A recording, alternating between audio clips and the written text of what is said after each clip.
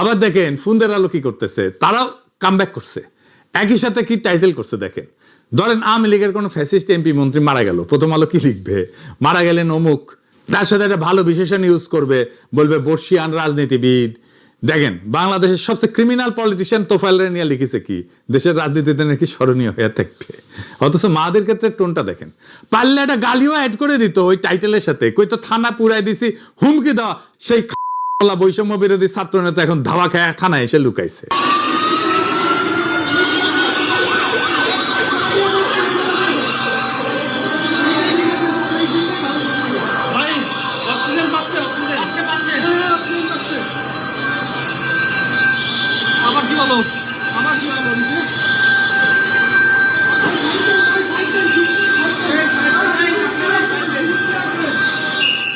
BNP সরকার 8 দিন হাসপাতালের licence বাতিল করেছে, মহা বিশাল হেডমের কাজ করে ফেলিছে। কি অবস্থা দেখেছেন তো। আমাদের সময় দেন, আমরা বাচ্চাগুলো রিকভার করি, তারপর আপনারা ব্যবস্থা নেন। এটা গরিবের হসপিটাল তো, এই জন্য এটা লাইসেন্স বাতিল করা হয়েছে, আর কোনো কিছু না। আমার জন্য এতগুলো বাচ্চা মারা যাইতেছে, ওখানে কোনো তদন্ত নাই, কেন ভ্যাকসিন করানো তদন্ত নাই? তাহলে এখানে একটা দুর্ঘটনা ঘটছে, তার জন্য আরো পানিশমেন্ট আছে, একটা হসপিটাল বন্ধ করে দিল, কি আছে না এখানে? এখানে যে সুযোগ সুবিধাগুলো পাচ্ছি অন্য কোথাও পাবো না। আর সবচেয়ে বড় কথা হচ্ছে আমার বাচ্চার যে রোগ, এই রোগের অন্য হসপিটাল আছে, এই রোগ কি সেটাই জানে না। আমাদের বাচ্চা নিয়ে আমরা বের হয়ে যেতাম, লাইসেন্স বন্ধ হয়ে গেছে, এখন আমরা কোথায় যাবো আপনারা বলেন? স্বাস্থ্যমন্ত্রীর কাছে আমাদের অনুরোধ, আমরা কোথায় যাবো বাচ্চাগুলো নিয়ে? আমার বাচ্চার রিপোর্ট 2 দিন সময় লাগবে, ব্লাড কালচারের রিপোর্ট আছে, তাই না? এখন আমি এই বাচ্চার এই কালচারের রিপোর্ট যদি না কমে, তার ইনফেকশনের পরিমাণ না কমে, আমি অন্য কোথাও নিয়ে আবার রেফার করলাম, আবার টানহাইসরা। প্রত্যেকটা বাচ্চার ভিতরে একই সমস্যা, কারণ আমরা গার্জিয়ান, আমরা ভিতরে ঢুকতেছি প্রতিনিয়ত, জানতেছি এরকম করা উচিত না। আমার একটা আপাতত কথা এতটুকুর ভিতরে আপনারা স্বাস্থ্য মন্ত্রণালয়ের কথাগুলো পৌঁছান যে এত শর্ট টাইমে এটা সম্ভব না করা। আমার জামাই চটপটি বেছে, আমার মায়ের মনে করেন রক্ত কম, আজকে অপারেশন করার কথা ছিল না, ফিরা সাদা রক্ত কিনবেন না, অপারেশন আমি মনে করেন শনিবার ডেট করছে, 60,000 টাকার মতন আমার গেছে গা। ধরেন শরীর জাজি রাখতে নাইছি, ওখান যদি আমার যাইতে হয় গা, তাহলে আমি ওই মাইয়ার নিয়ে আর জামাই বেছে চটপটি, আমি কই টাকা পাই? টাকা কই পাই?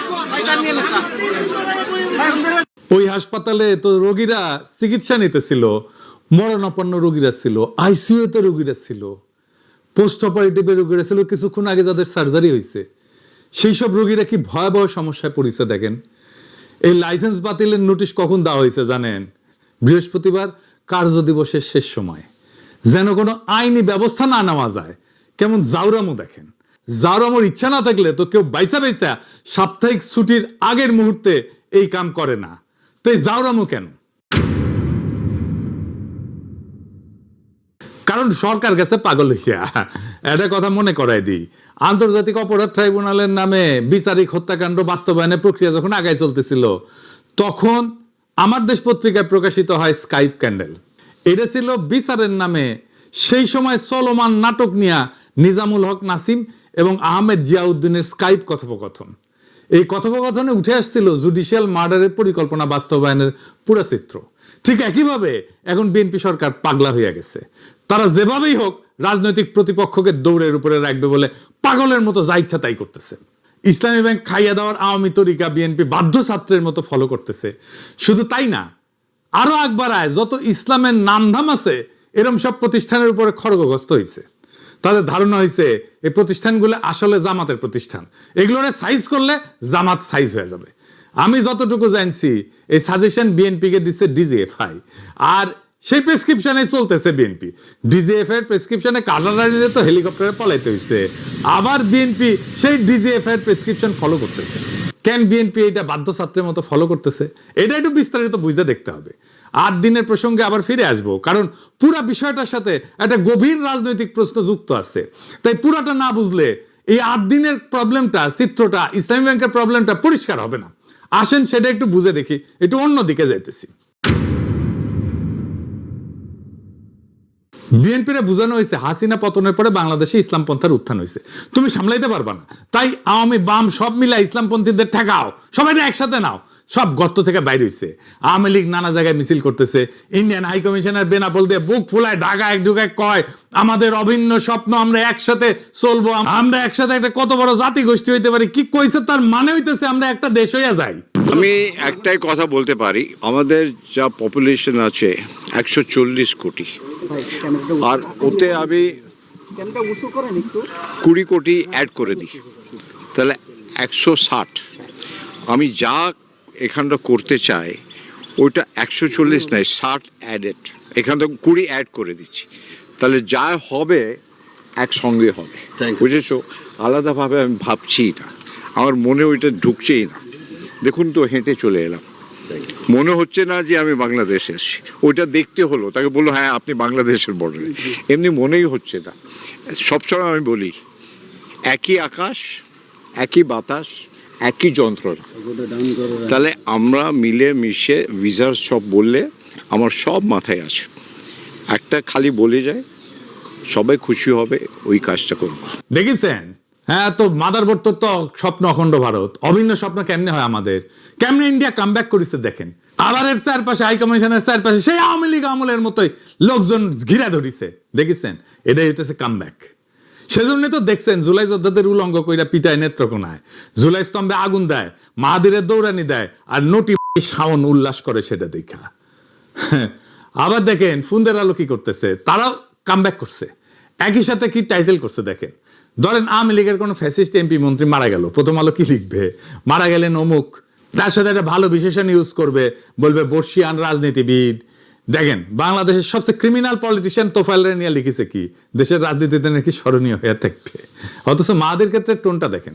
পারলে একটা গালিও অ্যাড করে দিত ওই টাইটেলের সাথে, কই তো থানা পুরাই দিছি, হুমকি দেওয়া, সেই বৈষম্য বিরোধী ছাত্র নেতা এখন ধাওয়া খায় থানায় এসে লুকাইছে, এভাবে লিখতো পারলে। তো ধাওয়া দিছে কে? সে কেন থানায় আশ্রয় নিচ্ছে? তার মানে পরিস্থিতি এমন পর্যায়ে গেছে যে তার উপরে যে একটা অ্যাটাক হয়েছে, থানায় আশ্রয় নিতে বাধ্য হয়েছে। তো এটা তো থানায় আশ্রয় নিতে বাড়িতে তাকে তো ধাওয়া হয়েছে, তো ক্রাইম। এই ক্রাইমকে ফোকাসে রাখা হয় নাই।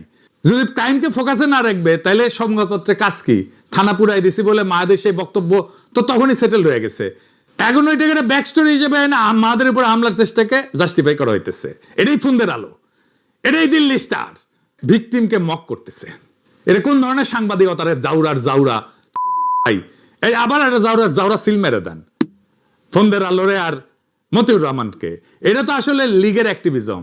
লীগ যা বলতো তাই প্রথম আলো বলে, লীগের যা কিছু রাগ ক্ষোভ প্রথম আলো সেগুলো সবগুলো পোষে। আওয়ামী লীগ মাঠে নামতেছে, ইন্ডিয়া কামব্যাক করতেছে, ফুন্দের আলোর আওয়াজ বাড়তেছে, সব এক সুতায় বাধা। একবার পাবলিক জ্বালায় দিছে ফুন্দের আলো, তারপরে শিক্ষা হয় না, এদের শিক্ষা হয় না।